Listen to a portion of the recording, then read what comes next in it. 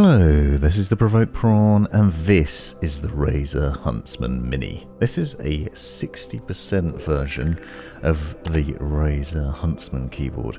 This is a Mercury White version with Razer's linear optical switches, and I'm going to be unboxing this keyboard and talking to you about what it's like to use and the various features of it, and showing off the RGB lighting, the software, and close-up shots of it in all its glory. Now this is a tiny little keyboard with some seriously nice design features to it. It's a very comfortable keyboard to use, but it's obviously a 60% feature keyboard, which means that it has dropped the numpad and the directional buttons and a lot of the function keys. So it's designed to be a compact keyboard if you've got a small desk space, and basically takes up less room but still offers a lot of the functionality that you expect from a gaming keyboard, including built-in shortcuts for things like RGB lighting, macro recording with Razer's Synapse software that I'll show you a bit later on in the video, and other things. Now, as I said, this uses Razer's linear optical switches, but there's also a version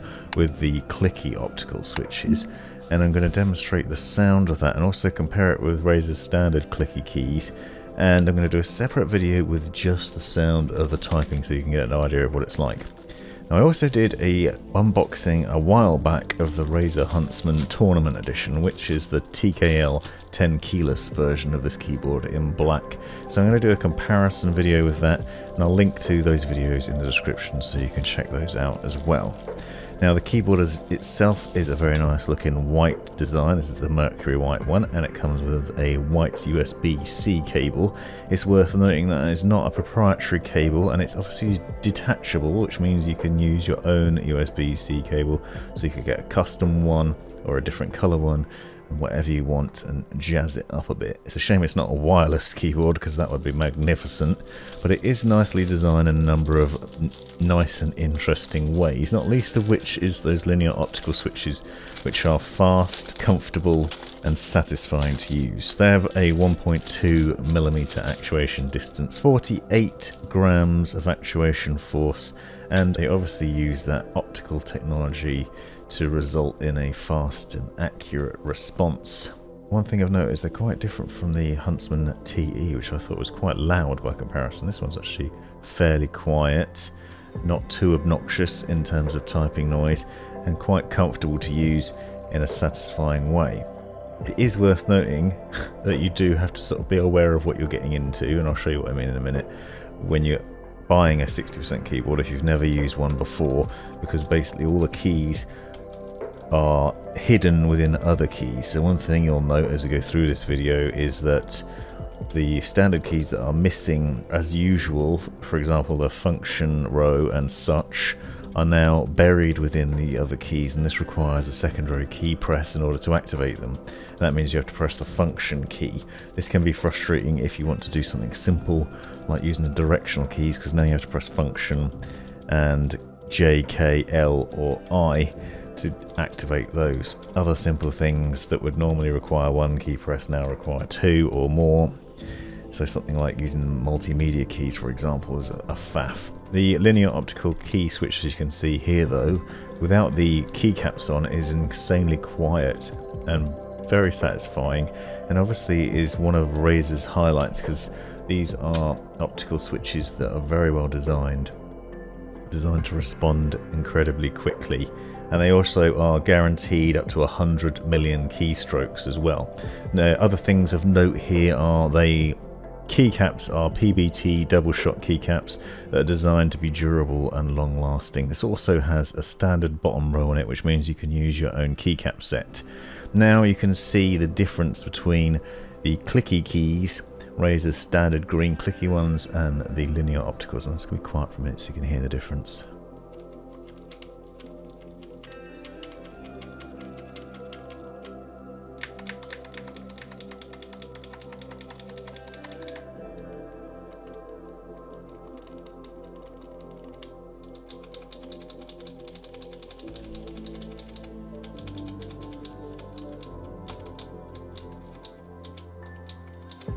So as you can see, the clickies are a lot louder. The linear optical red ones are a much quieter affair, even with the keycaps on. They're far from silent, but they're certainly a lot quieter than the standard ones. That's the Razer Black Widow, which I'll be reviewing and unboxing separately as well. If you want to see that, be sure to subscribe for more. But what you can see already, even without being plugged in, is that the Razer Huntsman Mini is a very nice looking keyboard. I've seen some other similar 60% keyboards, very nice looking devices that I'll link to in the description, you can check those out, including the Red Dragon Draconic K530. But the Razer Huntsman Mini is obviously a Razer device with a very solid build quality to it and an excellent design. That Draconic is also interesting because that had hot swappable key switches, which meant you can change out the key switches for other ones. This keyboard obviously isn't that sort of design. These are Razer switches and they're not going anywhere, but you do get 100 million key presses out of them and a good setup that should last and last. It certainly feels like a durable, well-designed keyboard with a nice solid build quality to it. Those PBT Doubleshot keycaps, for example, aren't going to wear out quickly. Has an aluminium construction to it, a nice solid backplate, a good amount of weight and heft to it as well. The compact form factor means you get all your extra keys jammed into the keyboard, and you can see the side lettering shows which keys represent what. So you've got that function key down the bottom and you can press that and access the other ones. You'll also see some other nice design highlights to it that include things like the For Gamers by Gamers etched onto the rear, some nice solid rubberized feet which should stop the keyboard from slipping around too much on your desk, and the little feet that you can lift the keyboard up with to a 6-degree or 9-degree angle. I'm going to leave the other specifications in the description so you can check them out, but this is a Synapse 3 enabled keyboard, so it will work with Razer Synapse software. You can also reprogram all the keys with macro recordings, and I'll show you that with the Razer Synapse software a bit later on. And this keyboard has a 1000 Hz polling rate, onboard storage for up to 5 different keybound profiles, and all sorts of other things, including this very nice RGB lighting. Now, one of the gripes I had with the Razer Huntsman TE, and I'll talk to you about that in the other video a bit more if you're interested, is that the RGB lighting wasn't that great. It didn't shine through the PBT Doubleshot keycaps very well. That problem does not exist on the Huntsman Mini, certainly not on the Mercury White edition. As you can see, the light bleeds through the keycap etching very nicely, and you can see the lettering and what key you're looking at and where it sits on the keyboard, and there's also a nice glow around it too. Now you can also access and change between the various lighting effects without going into Synapse software. So a function, control and the number buttons, if you press those three together, you can cycle between the various modes. Function control F1, it turns it off. 2 goes to static, 3 breathing, 4 spectrum cycling, then wave, reactive and starlight, and you can basically switch between those on the fly. And I found that the RGB lighting was very good even through the day and in broad daylight, but also at night. It looks wonderful. There's a nice bit of bleed around the edges, but more importantly it shines through those keycaps nicely as well, so you can see there's a good glow to it. You can see what keys you're looking at as well, and that was something that just wasn't present on the Huntsman TE, and this is a much nicer looking setup in that way. So far what you're seeing and what you get is a very nice keyboard, a good solid design, really nice compact design with a nice setup that's comfortable to use for everyday typing and for gaming. Obviously you do have to adjust to not having the extra keys or having them buried within the keyboard keys with an extra function press, but the end result is something that's very nice. And if you're looking for a compact portable keyboard that's easy to use and will last and last, then the Huntsman Mini may well be it. I really like it. I'm not a terrible fan of 60% keyboards. I find the secondary function thing a bit frustrating, but it is a very nice keyboard. And as you can see, simple things like the addition of this lighting change, when you press and hold the function button, you can see the keys that have secondary options on them will light up, so you can see those actions. Now diving into Razer's Synapse software, you can see as standard There doesn't seem to be much going on here. You have the option to put on gaming mode, which disables the Windows key, and then you can go into lighting and customize that, but doesn't seem to be much else. However, you can customize the key by key basis, so if you click on a key, you'll then see another menu open up, and in there you can then remap the key function in a variety of ways and change different things. So for a simple test, I took the caps lock and I rebound it to R. So now when I press my caps lock key, instead just types R instead.